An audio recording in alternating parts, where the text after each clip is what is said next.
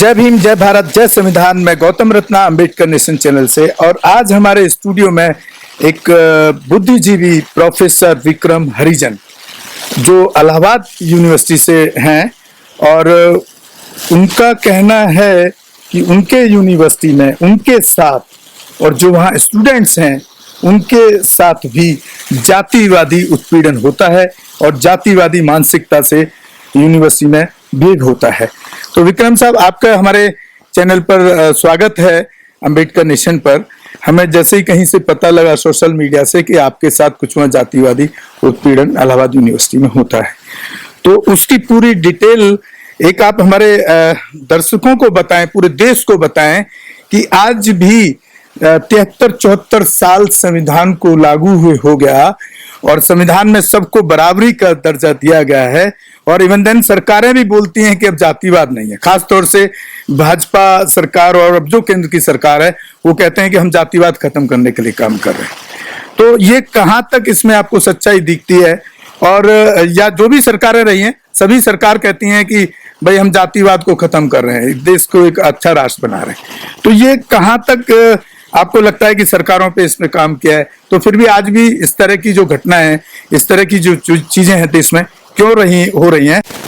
तो मैंने leather working cast पे सेमिनार किया और उस सेमिनार पे लोगों ने ये कहना शुरू किया। कुछ लोगों ने ये कहा कि भाई आप तो जाति पे सेमिनार कर रहे हो, चमारों पे सेमिनार कर रहे हो। सवाल ये है कि कितना कंफ्यूजन है। आप देखिए इंटेलेक्चुअल कितना बैंकरप्सी है इस देश में और इस समाज में कि लेदर का मतलब केवल जाति चमार से जोड़ा गया, जबकि ये बता दूं कि लेदर वर्किंग कास्ट में कई कम्युनिटीज इसमें शामिल रही हैं। मेरे कई दोस्त हैं, मुनीर हैं, रोनकी राम हैं, चिन्ना राव हैं, प्रोफेसर चिन्ना राव सर, रामचंद्र रेड्डी सर, सब लोगों ने लेदर वर्किंग कास्ट पर अपना अपना पेपर भेजा। How can you relate with the only caste of Chamar? ये कितना हास्यास्पद बात है इलाहाबाद यूनिवर्सिटी उन लोगों के साथ जो ये सीधे सीधे केवल चमारों से जोड़ के देख रहे हैं।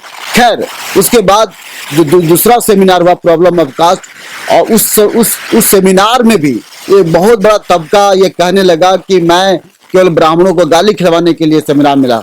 यह भी एक जातिवादी मानसिकता के रूप में देखा गया। हालांकि हमारे तत्कालीन वाइस चांसलर ने इस बात का विरोध किया कि जो कास्ट ऑफ माइंड है, हमें ये वादा करना चाहिए कि हमें जात को नहीं मानना चाहिए। ये खुद हमारे फॉर्मर वाइस चांसलर साहब ने भी कहा था, लेकिन इसी आधार पर मुझे टारगेट किया गया। जब सेमिनार मैंने सर किया तो उस दौरान लोगों ने खाना लुटवा लिया। मैंने पुलिस कंप्लेन किया, प्रॉक्टर को लेटर दिया कि सर देखिए खाना लुटवाने की प्रक्रिया जारी। हालांकि उन्होंने उसमें विश्वास नहीं किया क्योंकि वो जानते नहीं थे। मतलब आप जो सेमिनार कर रहे थे एक तरीके से उसको फेल करने की। हाँ बिल्कुल, जो सेमिनार, हाँ बिल्कुल बिल्कुल, जो सेमिनार में पार्टिसिपेट कर रहे थे जी, वहाँ पर उन लोगों के लिए जो खाने का इंतजाम किया गया, उस खाने को भी मतलब डिस्ट्रॉय किया, लूटा गया। जी जी, फेंका गया। आप इससे कल्पना कर सकते हैं। आश्चर्य की बात है, जो दिल्ली से चल करके हमारे जो प्रोफेसर आए थे उन्होंने अपनी आंखों से देखा, अपनी जो कलकत्ता से प्रोफेसर आए थे वो अपनी आंखों से देखा कि पुलिस के बल पे खाना खिलाया। ये पहला ऐसा यूनिवर्सिटी होगा जहां पे मैंने इस तरह की घटना देखी। अब ये मैं अपने vice chancellor, honourable vice chancellor, ये कहना चाहता हूं कि मैडम ये आपके ऊपर आरोप नहीं है, ये इलाहाबाद यूनिवर्सिटी के ऊपर आरोप नहीं है कि मैं जिसका विरोध करता हूं उसका नाम है caste. I am opposing the caste institution जो प्रिवेल करता सोसाइटी में। यह कोई यूनिवर्सिटी के कोई भी ऑफिशियल इस बात को ना जिम्मेदारी ले कि मैं उनके अगेंस्ट हूं। I am not against the officials, I am against the caste structure in the which is prevailing in the society, which is prevailing in the university. तो मैं उस कास्ट के विरोध में हूं। गौतम जी, सबसे पहले मैं अपने सभी दर्शकों को ये बताना चाहता हूं कि मेरे नाम के पीछे जो डॉक्टर विक्रम हरिजन है, उसके पीछे यह ना सोचिएगा कि मैं अम्बेडकरवादी नहीं हूँ, या ये मत सोचिएगा कि मैं तार्किक नहीं हूँ या रैशनैलिटी में बिलीव नहीं करता। उसके पीछे एक बड़ी सोच रही है, उसके पीछे एक बड़ी मजबूरी रही है, और वो डिस्कस करूंगा मैं अपने वक्तव्य के बाद में कि क्यों मैं हरिजन रखा। हालांकि मैं इस बात से सहमत नहीं हूं। मैं जल्दी ही अपने नाम को डॉक्टर विक्रम हरिजन हटा करके अपने माता पिता का नाम रघुनाथ सोनमती को जोड़ूंगा, जिसे कहलाया जाएगा डॉक्टर SR विक्रम। ये हाल ही में कुछ दिनों के बाद मैं करने वाला हूं। लेकिन जो हरिजन सबका तर्क था, मैं आपको बता दूं कि मेरे पिताजी बंधुआ मजदूरी करते थे गोरखपुर में, और वो भाग करके जब बंगाल में गए, जो जमींदारों के तकलीफों से, अत्याचार से भाग कर वो बंगाल चले गए, और बंगाल जा करके उन्होंने नक्सलाइट मुहिम में शामिल हो गए। लेकिन आपको पता है कि एक आदमी को रोजी रोटी की जरूरत पड़ती है, बम से काम नहीं चलता। लिहाजा मेरे पिताजी ने बंगाल के सरकार में ईस्टर्न कोलफील्ड लिमिटेड में अप्लाई किया जॉब के लिए, और लेबरर के पद में मिला। सरकार ने जब उनसे ये पूछा, कंपनी वालों ने पूछा कि आपका क्या नाम है, तो उन्होंने कहा कि मैं चमार हूँ। कंपनी को चमार समझ में नहीं आया। वो तो शायद महात्मा गांधी का प्रभाव हो, या सरकार जानबूझ करके ऐसा करती है कि जितने भी शेड्यूल्ड कास्ट के लोग होते हैं उनको हरिजन से संबोधित करती है। लिहाजा मेरा नाम, पिताजी का नाम रघुनाथ हरिजन हो गया, और उसी क्रम में मेरा नाम विक्रम हरिजन हो गया। लेकिन मैंने क्यों कंटिन्यू किया आज भी इतना दिनों के प्रोफेसर होने के बाद? इसके पीछे ये कहानी है कि जब मैं बंगाल में था तो सब बच्चे, जब टीचर बोलते थे कि विक्रम हरिजन क्लासरूम अटेंडेंस के समय, तो मैं जब हाथ उठाता था तो हमारे बच्चे भी इस बात से भागते थे कि ये चमार है, ये हरिजन, इसके साथ बैठूंगा तो मैं बदनाम हो जाऊंगा, और अपर कास्ट के लोग भी ये सोचते थे। तब तो मैं इस घटनाओं को टॉलरेट भी कर लिया। लेकिन गोरखपुर के जब मैं आया गोरखपुर यूनिवर्सिटी में, तो वहाँ पे खुलेआम में बात होता, और चूंकि हम गोरखपुर के जमाने में मैच्योर हो चुके थे, या यूँ कह लीजिए कि बीए के छात्र थे, तो समझ में आ रहा था कि जाति क्या है। लिहाजा जब मैं गोरखपुर में जब लोगों ने मुझे बुलाना शुरू किया कि विक्रम हरिजन, तो मैंने प्रतिकार के रूप में इस घटना को लिया, क्योंकि दलित भी छात्र हमारे साथ अलग हो जाते थे और अपर कास्ट के छात्र भी सर अलग हो जाते थे, और मैंने इसको चैलेंज के रूप में एक्सेप्ट किया।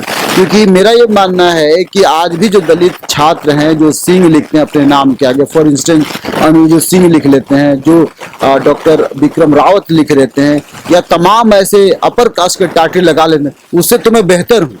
कम से कम लोग मुझसे आइडेंटिफाइड तो करते हैं कि मैं दलित समाज का छात्र हूँ। कई बार वो सिंह लगाकर लोगों को बरगलाने का काम करते हैं।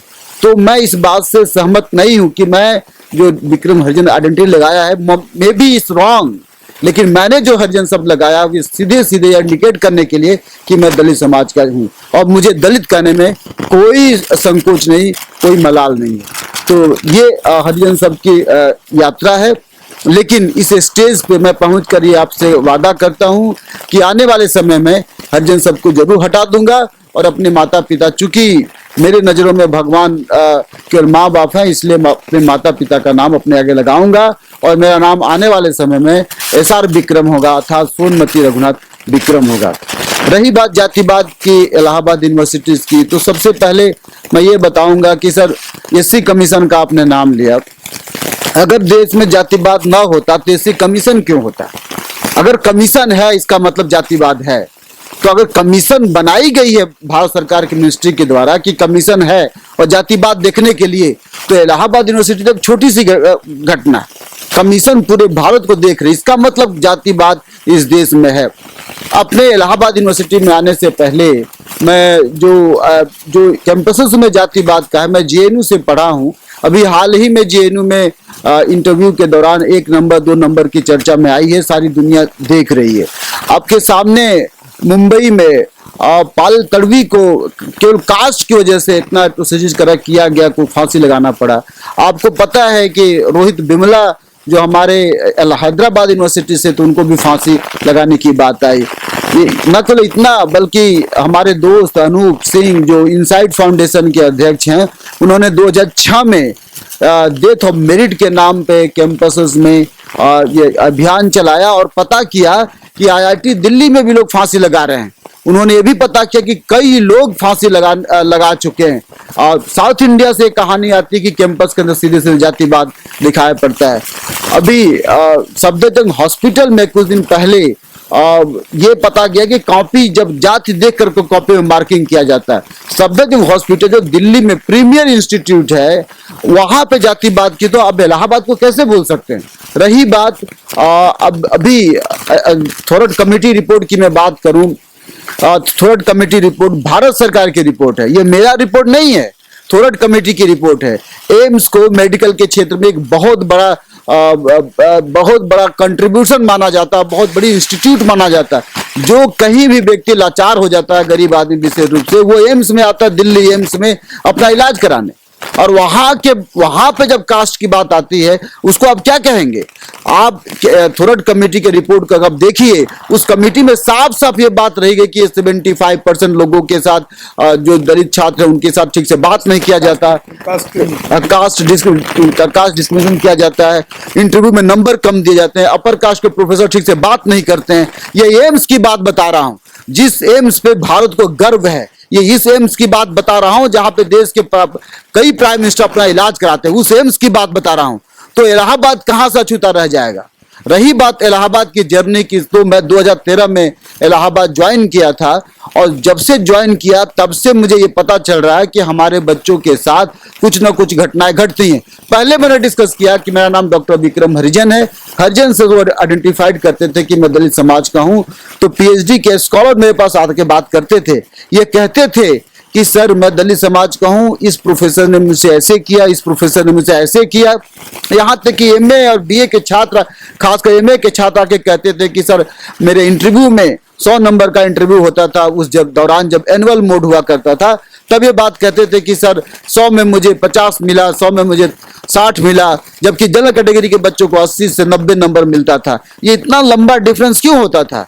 अब चूंकि मैं यूनिवर्सिटी का एक कर्मचारी था, लाचार था, मैं साफ साफ आवाज नहीं उठा पाता, लेकिन उनका दर्द कब तक मैं सहता? मैं डॉक्टर बी आर अम्बेडकर का सिपाही हूं, और ये मैं मानता हूं कि पढ़े लिखे लोगों की वजह से डॉक्टर बी आर अम्बेडकर ने रोया था। मैं वो दिन दिखाना नहीं चाहता कि सारी जिम्मेदारी केवल एक व्यक्ति पर ठेल दिया जाए, वो डॉक्टर बी आर अम्बेडकर पर। मेरे पास भी कुछ जिम्मेदारी है, मैं भी एक दलित समाज का आदमी हूं, और उस जिम्मेदारी को पालन करते हुए यह बात मैंने कैंपस में उठाई कि जातिवाद का माहौल है। एक अपना अनुभव भी है। मैंने जब 2013 में ज्वाइन किया था, उसके बाद से मुझे ये पता चला कि इलाहाबाद यूनिवर्सिटी में बहुत दिनों से सेमिनार नहीं होते हैं। मेरा ये मानना है, एक प्रोफेसर होने के नाते, जो एक लेबलिंग है दलित प्रोफेसर की, उस लेबलिंग को मैं हटाना चाहता था। कहते हैं कि दलित मेरिटोरियस नहीं होते, कहते हैं दलितों के पास कोई मेरिट नहीं होती। मैं उस मिथ को तोड़ने का प्रयास किया, और मैंने ICHR से और ICSR से ग्रांट लेकर के लेदर वर्किंग कास्ट पे सेमिनार कराया।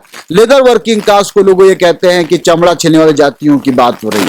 अब जरा सोचिए, विडंबना यह है कि इलाहाबाद यूनिवर्सिटी के कुछ फैकल्टीज, कुछ गेस्ट, मैडम वाइस चांसलर, मैं आपके इस अम्बेडकर नेशन के माध्यम से कहना चाहता हूं कि हमारे कैंपस में कास्ट बहुत गहरी जड़ों तक जा चुकी है, जिसको आपको सॉल्व करना है। भारत सरकार से भी कहना चाहता हूं कि कोई कमेटी बनाए, जैसा कि आज मैं एससी कमीशन में गया और मैडम अंजू बाला ने इस पे रिकमेंडेशन दिया कि चुनाव के बाद रिव्यू की जाएगी, और उन्होंने मेरी सुरक्षा की बात की। I am very thankful to Anju Bala madam, लेकिन उन्होंने बहुत बड़ी बात की हमारे लिए कि कास्ट की रिव्यू करने की बात कही है। ये एक बहुत बड़ी घटना है। खैर, मैं इस अम्बेडकर नेशन से बात कहना चाहता हूं कि मैडम आपने जो सो कॉज नोटिस मुझे दिया है, वो भी 26 महीना के बाद। मैडम, सो कॉज नोटिस देना ही अपने आप एक जातिवादी मानसिकता है। बार बार मुझे सो कॉज नोटिस दे करके ये बताया जाता है कि आप दलित प्रोफेसर हो। मुझे नहीं लगता कि किसी भी प्रोफेसर को इतना जल्दी नोटिस दिया जाता है। कई बार तो नोटिस को कहा गया कि 24 घंटा में ही आप जवाब दो। 24 घंटा में how can I reply the 24 घंटा? जो अभी आपने जो जवाब मांगा है, वो भी जवाब 3 दिन के अंदर मांगा है। मैं जाति को कैसे प्रूव कर पाऊंगा कि कैंपस में कैसे कास्ट प्रिवेल करता है? मैडम, आपको मैं अम्बेडकर नेशन के माध्यम से कहना चाहता हूं कि बहुत से बच्चे प्रताड़ित हैं कास्ट के माध्यम से। शायद आपको नहीं पता होगा, लेकिन यूनिवर्सिटी में हर डिपार्टमेंट में इस तरह की घटनाएं घटती हैं। जूनियर सीनियर्स में आपस में विभेद है। रिसर्च स्कॉलर अपने गाइड के डर से बात नहीं कहते। अभी जो कुछ लड़के तैयार हुए हैं मैडम बात कहने के लिए कि जातिवाद इस कैंपस में है, लेकिन वो डर रहे हैं क्योंकि उनको एफिडेविट में देने की बात वकील कहते हैं। तो कास्ट तो बहुत बड़ी मात्रा में है, और इसको कैसे टैकल किया जाए, ये एक हेजिमनी है। मैडम, मैं आपसे कहना चाहता हूं इस अम्बेडकर नेशन के माध्यम से कि जब भी मैं क्लास लेने जाता हूं, मेरे साथ हमेशा कुछ न कुछ घटनाएं घटती हैं। मैं एसएसपी प्रयागराज से दरख्वास्त करता हूं कि आप इस मैटर को देखिए, क्योंकि कास्ट एक केवल दिखाई देने वाली वस्तु नहीं है, बल्कि कास्ट ऑफ माइंड हो चुकी है। सर, अब मस्तिष्क के दिमाग से कास्ट को खेला जाता है। जैसे थ्रोट कमेटी में कही गई कि अपर कास्ट के टीचर दलितों से बात नहीं करते, क्लास में हमें दिखाई पड़ता है मैडम कि अपर कास्ट के प्रोफेसर हमारे दलित बच्चों को उतना समय नहीं देते हैं जितना अपर कास्ट के बच्चों को समय देते हैं, उतना समय उतना ठीक से गाइड नहीं करते हैं जिस ढंग से अपर कास्ट को गाइड किया जाता है मैडम। ये चीज़ें मैंने फील की हैं, अनुभव किया है, और अनुभव नहीं होता तो मैडम तमाम कमेटियां पूरी यूनिवर्सिटीज़ में, पूरे भारत की यूनिवर्सिटीज़ में बन रही हैं। भारत में फिर इलाहाबाद कैसे पीछा रह जाएगा? कहीं ना कहीं कास्ट तो है मैडम जिसकी वजह से मुझे दर्द हुआ है, और मेरे सभी तमाम घटनाएं घटती चली आ रही हैं। आपने देखा, मैं आपको पता होगा मैडम 26 महीना पहले जिस वीडियो की वजह से मुझे जलाने की कोशिश की गई, मॉब लिंचिंग करने की कोशिश की गई, मैं उसके अगेंस्ट था। इसी वजह से मैं 52 दिन यूनिवर्सिटी छोड़कर भाग गया था मैडम। एसएसपी प्रयागराज की बड़ी मेहरबानी की 52 दिन बाद जब मैं आया तो उन्होंने मुझे सुरक्षा गार्ड दिए, मुहैया कराए। उसी दौरान जब मैं ये बात कर रहा था न्यूज 18 को, तब ये बयान दिया था। आश्चर्य की बात है मैडम, आप देखिए न्यूज 18 की धोखेबाजी देखिए कि मैंने केवल ये बात नहीं कही थी कि कास्ट के आधार पे नंबर दिए, बल्कि मैंने ये भी कहा था कि जूनियर सीनियर टीचरों के बीच में मतभेद हैं। मैंने ये भी कहा था कि वहाँ पे सुंदर चेहरा देकर भी नंबर दिया जाता। मैंने ये भी कहा था कि कास्ट को लेकर दूसरी बातें हैं, लेकिन टीवी 18 ने, मैं क्या चाहूंगा कि टीवी 18 पे सर्वेश दुबे के खिलाफ केस करूंगा। उन्होंने केवल इसी बात को हेडलाइन क्यों बनाया? और भी बातें मैंने कही थी जिसको हेडलाइन बनाना चाहिए था, लेकिन उन्होंने बनाया नहीं। खैर, उन्होंने ये बात बनाई और 2 साल तक चुप्पी थी मैडम। अचानक ये बात अचानक अगर हमें सो कुछ नोटिस पकड़ाया जाता है, इसका मतलब ये है कि जो यूनिवर्सिटी के एडमिनिस्ट्रेशन वो जानबूझ करके हमको प्रताड़ित करने के लिए पकड़ाया जा रहा है। यूनिवर्सिटी ये चाह रही है मैडम, आपके माध्यम से मैं कहना चाहता हूँ, आप केवल रिस्पॉन्सिबल नहीं है बल्कि दूसरे लोग भी हैं, नीचे से लेकर ऊपर तक कास्ट की घटनाएं। मैडम, आपको बताना चाहता हूं कि इलाहाबाद यूनिवर्सिटीज में, सर ये बताना चाहता हूं आपको कि जब मैं ज्वाइन किया था यूनिवर्सिटी को, तब ये कहा गया था कि आप अपना हरिजन लगाएंगे, टाइटल लगाएंगे तो बच्चे क्लास नहीं करेंगे। जरा सोचिए कितनी बड़ी विडंबना। I was from JNU, I came from the JNU, I have done my MA MPhil from the JNU, I have so many research paper, I have written, got published my research paper from internationally renowned journal like Willie Blackwell. My article published from what is Black Swan. I also expert on the so many times, so many committees. Madam, अपने छात्रों के साथ, दर्शकों के साथ ये कहना चाहता हूं कि केवल यही बात नहीं मैंने कही थी, लेकिन जानबूझ करके टाइटल लगाया गया ताकि विक्रम को इसकी शिकायत बने, और जानबूझ करके मुझे 2 साल बाद ये लेटर भेजा जा रहा ताकि विक्रम इस पे घेरा जाए, क्योंकि उनको ऐसा लगता है कि मैं उनके हिंदू सोशल ऑर्डर के खिलाफ हूं, उनको ऐसा लगता है कि मैं उनके जो सोशल नॉर्म्स हैं उसके खिलाफ हूं। अरे क्यों नहीं खिलाफ रहूंगा सर, मुझे बताइए। आप मुझे बताइए, जिस वजह से मुझे मेरा वीडियो अपलोड कहा यह गया कि मैं हिंदू देवी देवताओं के खिलाफ, मैं हिंदू देवी देवताओं के खिलाफ नहीं हूं, मैं उनके कल्चर के खिलाफ नहीं हूं, लेकिन ऐसे कल्चर के बिल्कुल खिलाफ हूं जो सोशल रेशनैलिटी को विरोध करता हो। इलाहाबाद यूनिवर्सिटी में मैं अपने बच्चों को संबोधित कर रहा था 2017 में उस गैदरिंग को जहां पे मैंने ये बयान दिया था, और जिस बयान को निंदा की गई मैं भी निंदा करता हूं, लेकिन मेरे पास मजबूरी थी समझाने के लिए, मेरे पास कोई और चारा नहीं था, और इसीलिए मैंने ये बयान दिया था और ये बताया था कि पत्थर की मूर्ति को पूजा करने से तुम्हें क्या मिला। मैंने पत्थर की मूर्ति को बहिष्कार किया। आज मैं प्रोफेसर हूं, तुम भी पत्थर की मूर्ति को बहिष्कार करो, तुम भी प्रोफेसर बनोगे, तुम भी IAS बनोगे। लेकिन अगर तुम केवल पूजा पाठ करोगे, तुम पढ़ाई नहीं करोगे, तो तुम प्रोफेसर क्या कुछ भी नहीं बन सकते। सर, यही बात मैंने वहां पे कहने की कोशिश की, लेकिन चूंकि ये समाज रेशनैलिटी को पचा नहीं पाता, डाइजेस्ट नहीं कर पाता, इसी वजह से मुझे प्रताड़ित करने की कोशिश की गई, मुझे सो कुछ नोटिस दिया गया और मेरे जान को आज खतरा है।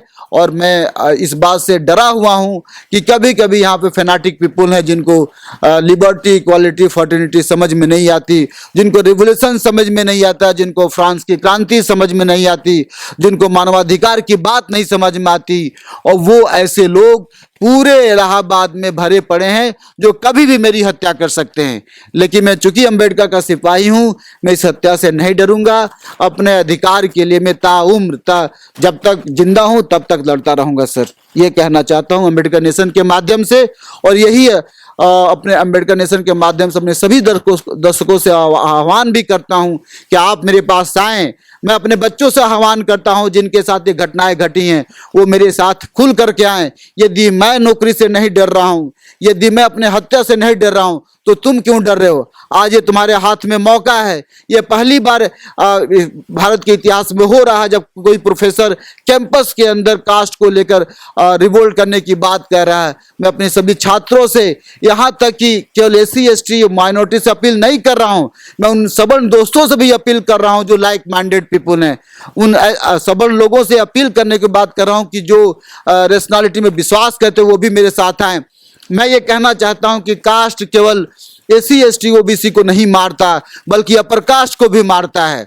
मैं आपके माध्यम से ये कहना चाहता हूं कि ब्राह्मण समाज में अब ये जो महापात्र ब्राह्मण है वो ज्यादा तकलीफ में है, वो दलितों से भी बहुत गया गुया कम्युनिटी है, तो ब्राह्मणों में भी ये बात है। तो कास्ट केवल दलितों को नहीं खा रही है, बल्कि ब्राह्मणों को भी खा रही है। इसीलिए आपके नए चैनल से मैं ये कहना चाहता हूं साथियों कि आप मेरे साथ आएं, अपना इंटरव्यू दें, और हमारे साथ कई चैनल साथ देने को तैयार हैं, कई अखबार बोलने को तैयार हैं। एक रिव्यू कमेटी बने ताकि पूरे भारत के कैंपस में मैं ये चाहता हूं इस चैनल के माध्यम से इस देश के MP MLA को, देश के मंत्रालय को, देश के प्राइम मिनिस्टर से अनुरोध करना चाहता हूं कि एक ऐसी कमेटी बनाइए जो पूरे भारत के कैंपस को इवैल्यूएट करे। तभी जाकर पता चलेगा कि कास्ट कैसे प्रिवेल करता है।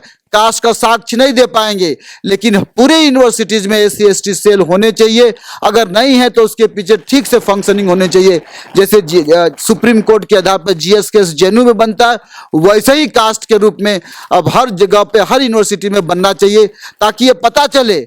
आपके माध्यम से एक बात और कहना चाहता हूं, आप बताइए कि पूरे भारत में जब भी रिक्रूटमेंट होता है, जब भी बहाली होती है, तो केवल SC/ST OBC के लोगों के साथ ही क्यों NFS होता है, क्यों नॉट सुटेबल फाउंड कैंडिडेट की बात होती है? उसके पीछे राजनीति ये है कि यदि एक बार ये बात कह दी जाएगी नॉट फाउंड सुटेबल कैंडिडेट, तो उसको कैंसिल करके अगले बार ये वैकेंसी जनरल कैटेगरी में तब्दील कर दी जाती है। ये कितना बड़ा कॉन्स्पिरेसी है।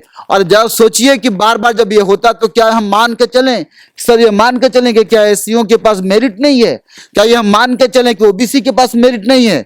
लेकिन ये मैं 8 साल के इस अनुभव के साथ कहना चाहता हूं, मैं आसाम यूनिवर्सिटी में प्रोफेसर था, मैं नागालैंड में ज्वाइन नहीं किया था, वहां मैं सिलेक्शन हुआ था, मैं एडवांस शिमला में भी मैं था, और 8 साल के अपने निजी अनुभव के साथ ये कहना चाहता हूं कि SC/ST OBC के बच्चे पढ़ने में कमजोर नहीं है, बिल्कुल कमजोर नहीं है। उनके पास अगर सुविधाएं प्राप्त की जाए, उनको अगर सारी फैसिलिटीज दिया जाए, तो किसी अपर कास्ट के बच्चे से कमजोर नहीं है। मैं दावे के साथ कहता हूं, मैं पेपर जांचता हूं, मैं पेपर बनाता हूं, और मैंने मेरे क्लास में कभी क्लास के रूप में नहीं होता। हमारे बच्चों से कोई अखबार वाले जाकर पूछ सकता है कि मैं क्लास कैसे लेता हूं, कोई भी पूछ सकता है कि मैं क्लास में कैसे क्लास लेने की बात करता हूं।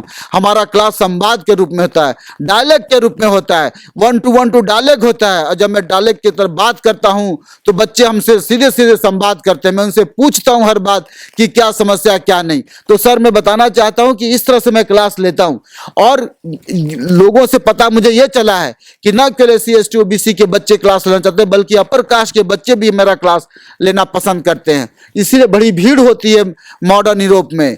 और आप देखिए मार्जिनल में हालांकि भीड़ नहीं होती, लेकिन कहीं ना कहीं पे एक कास्ट का आरोप होता है, जिसकी वजह से वो डरते हैं बच्चे। आज का हालात ये है कि मुझसे लोग फोटो खिंचवाने में डरते हैं, मुझसे बात करने में डरते हैं, लेकिन खैर उनके लिमिटेशन को समझता हूं। लेकिन बहुत से प्रोफेसर मुझे पर्दे के पीछे भी सपोर्ट करते हैं, बहुत से बच्चे पर्दे के पीछे सपोर्ट कर रहे हैं। तो मैडम वाइस चांसलर, हमारे देश के, हमारे एडमिनिस्ट्रेशन, हमारे इलाहाबाद के प्रयागराज पुलिस से मैं अनुरोध करता हूं कि इसके पीछे एक ठीक ढंग से कई कमेटी गठित की जाए और देखा जाए। मैडम, मैं ये कहना चाहता हूं कि यदि आपको अगर कमेटी गठित की जाए और ठीक से रिव्यू होगा, अगर मैं तब गलत किया जाऊंगा तब आप मुझे सस्पेंड कर सकते हैं, टर्मिनेट कर सकते हैं।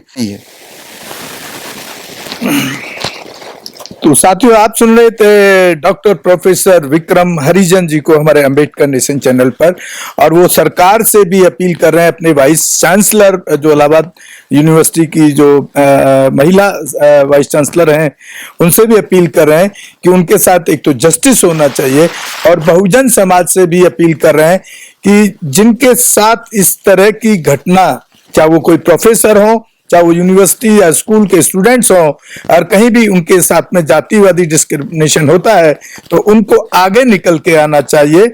और एक आवाज वो बनने जा रहे हैं ऐसे लोगों की कि अगर आप कंधे से कंधा मिला करके ऐसे प्रोफेसर के साथ ऐसी तकलीफ में खड़े होंगे, तो मैं समझता हूं कि इसका कोई ना कोई इस तरह के जातिवादी मानसिकता के साथ में जो लोग शोषण या अत्याचार के शिकार हैं, उनको जस्टिस दिलाने में हम कामयाब हो सकते हैं। और हमारा चैनल का ये प्रयास हमेशा है, बहुत सारे हमने केसेस को हैंडल किया है, और खाली प्रोफेसर लेवल पे नहीं, इवन देन कि हम तो जहां पर दूसरे तरह के जो अत्याचार हैं, वहां पर भी हम पुलिस और वहां के एसएसपी और डीएम को बात करके उसमें न्याय दिलाने के, जस्टिस दिलाने के लिए हमारा चैनल मेनली काम कर रहा है। इसी के साथ मैं विदा लेता हूं। जय भीम, जय भारत। अंबेडकर नेशन से गौतम रत्ना। आप हमारे चैनल को ज्यादा से ज्यादा शेयर, सब्सक्राइब करें, ताकि हम बहुजनों की आवाज को, और खास तौर से हम अपने चैनल पे संविधान भी पढ़ाते हैं, ताकि संवैधानिक अधिकारों को ज्यादा से ज्यादा देश विदेश में जो भारत के लोग जहां भी हैं, उन तक हम पहुंचाने में कामयाब हो सकें। इसी के साथ मैं विदा लेता हूं। धन्यवाद। रोको मत, हमें टोको मत, हमें आगे बढ़ते जाना है। जय भीम का नारा लगाना है, जय भीम का नारा लगाना है। जय भीम, जय भीम। मैं गौतम रत्ना आपका बहुजन फिल्म प्रोडक्शन में स्वागत करता हूं, और आप हमारे प्रोडक्शन हाउस के अंदर अपना कैरियर बना सकते हैं as a film director, as a producer and actor and actress and editor and cinematographer also. अगर आपको फिल्म से रिलेटेड कुछ भी प्रोजेक्ट आपको बनवाना है, तो हमारे पास में पूरा सेटअप है, जिसमें फिल्म कैमरा है, शूटिंग लाइट्स है और एडिटिंग है। सारा A to Z एक ही जगह पर आपको हमारे यहाँ पर मिल जाएगा। तो दोस्तों, आप हमें कांटेक्ट कर सकते हैं हमारे नंबर्स पर 9810085714 और 8510005714। हमारे वेबसाइट पे विजिट कर सकते हैं www.filmserviceindia.com, और हमें मेल भी कर सकते हैं gautamfilmsproduction@gmail.com पर। धन्यवाद। बुद्धं शरणं गच्छामि। अंबेडकर नेशन चैनल आर्थिक समस्या से गुजर रहा है। अगर आप बहुजन समाज में बाबा साहेब अंबेडकर और तथागत बुद्ध की विचारधारा को अधिक से अधिक लोगों तक पहुंचाना चाहते हैं, तो हमें आर्थिक सहयोग प्रदान करें, ताकि हम अपने चैनल के माध्यम से देश विदेश में समता, बंधुता, एकता और संवैधानिक अधिकारों को ज्यादा से ज्यादा लोगों तक पहुंचा सकें। आप अपनी सहायता राशि नीचे लिखे खाते में जमा करा सकते हैं। खाता धारक गौतम रत्ना, खाता संख्या 316957686551, IFSC कोड SBIN 0060336, बैंक भारतीय स्टेट बैंक। आप हमारे बैंक खाते का विवरण स्क्रीन पर भी देख सकते हैं।